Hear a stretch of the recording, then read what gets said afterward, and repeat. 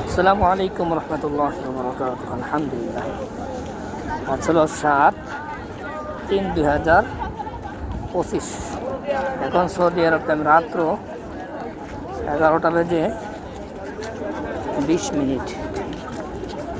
আছি হেরাম শরীফে। আমার সামনে যে জায়গাটাতে গাজওয়া, যাই হোক সামনে বাস টার্মিনাল, বাসে চলে যাবো বাসার কাছে ইনশাল্লাহ।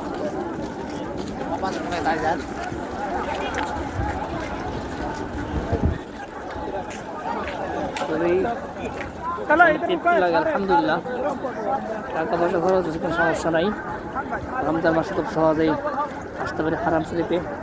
রমজান আগে আসতাম তো এটা মনের কাছেই মানে এত শান্তি লাগে মনের দিক থেকে। আলহামদুলিল্লাহ, খুব সহজেই আল্লাহ তাআলা আনতেছেন, ইমানের স্বাদ বৃদ্ধি হচ্ছে আলহামদুলিল্লাহ।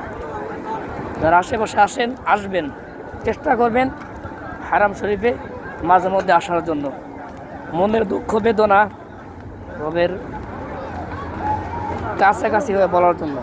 তো বলবেন যে দূর থেকে বললে তো শুনেন, হ্যাঁ শোনে, কিন্তু এই কাবার একটা বৈশিষ্ট্য ফজিলত আছে।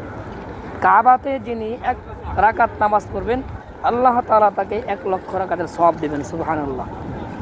এই জন্য এটা অর্জন করার জন্য এই কাবার ঘর ইতিহাস যদি জানতে চান, লম্বা ইতিহাস, আমি শুধু এতটুকু বলি।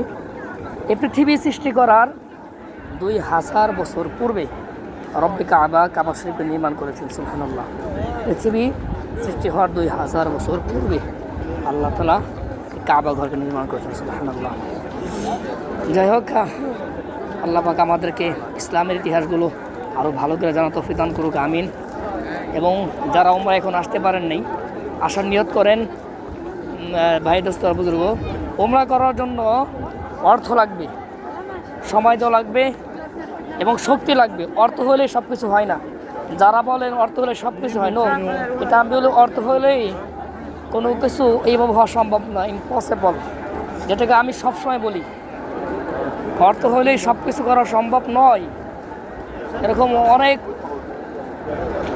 অর্থের সম্পদে অধিকারী যারা ছিল, কম বেশি অনেক দেখেছিও, শুনেছি অনেক, যে শেষ পর্যন্ত তার অর্থ তাকে ওই রকম কোনো সহযোগিতা করতে পারে নাই। এই জন্য অর্থের পিছিয়ে শুধু ধরলে হবে না, আমাদের মূল কাজগুলো নিয়ে আমাদের ব্যস্ত থাকতে হবে। আল্লাহ তাআলা কিন্তু আমাদেরকে সৃষ্টি করেছেন আল্লাহ তাআলা গোলামি করার জন্য, দাসত্ব করার জন্য। দুনিয়াতে চলতে গেলে অর্থ লাগে, প্রয়োজন আছে, সেটার জন্য সুন্দর মতো আমরা অর্জন করতে পারি, কিন্তু রবের হুকুম বাদ দিয়ে না। রবের হুকুম আগে মেনে কাজ করলে রবে খুশি হবেন, কাজে বরকত হবে, নিজেও ভালো লাগবেন। আর আমি একজন মুসলমান, সেটা জোর গলায় দাবি করতে পারবেন, কথা কাজে চলনে বলনে সব দিক থেকে ইসলামকে আগে দেখা চাই। ইসলাম আমার ধর্ম, ইসলাম আমার জীবন বিধান, অর্থাৎ কোরআন দিয়ে আমার জীবন বিধান পরিচালনা করতে হবে। এই জন্য লম্বা কথা বললাম, শুধু এতটুকু বলি, অনেক টাকার পয়সা অনেকে বড়াই করে না, বা এটা ঠিক না।